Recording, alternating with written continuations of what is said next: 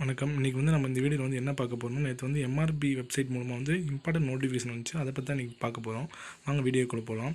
நேற்று வந்து 2553 போஸ்டிங் வந்து அசிஸ்டன்ட் சர்ஜனுக்கு வந்து எம்ஆர்பி வெப்சைட்டில் வந்து நோட்டிஃபிகேஷன் விட்டுருந்தாங்க.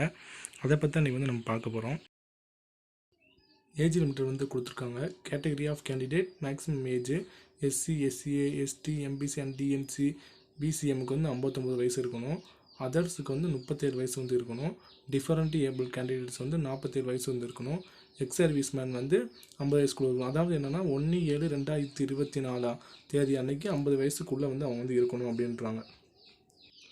அப்ளிகேஷன் வந்து ஸ்டார்டிங் டேட் வந்து என்னென்னு பார்த்தீங்கன்னா 24 ஏப்ரல்லேருந்து ஸ்டார்ட் ஆகுது. லாஸ்ட் டேட் வந்து 15th மேல வந்து முடியுது. ஸ்கேல் ஆஃப் பே லெவல் வந்து எவ்வளோன்னு பார்த்தீங்கன்னா பே லெவல் வந்து 22 பே வந்து எவ்வளோ தராங்கன்னு பார்த்தீங்கன்னா 56,100லேருந்து 1,76,500 வரைக்கும் வந்து சேலரி வந்து தராங்க.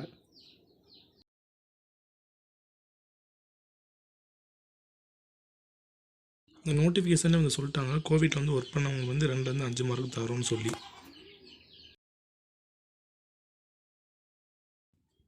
அனெக்சன் 9 வந்து பிஎஸ்டிஎம் சர்டிஃபிகேட் இருக்கவங்க அனெக்சன் 9 வந்து டவுன்லோட் பண்ணி வச்சுக்கோங்க.